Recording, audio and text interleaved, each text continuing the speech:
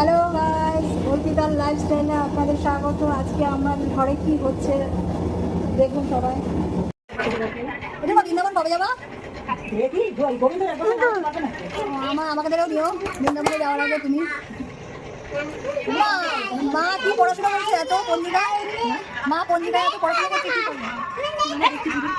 গানটা কার হচ্ছে? আমি তো গান দিই, গান কোনো কি হচ্ছে?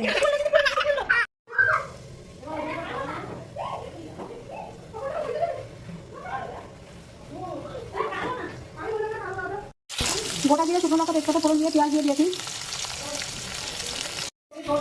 জিরে আদা বাটা কাশ্মীরি লঙ্কার গুঁড়ো হলুদ গুঁড়ো সব দিয়ে দিয়েছি।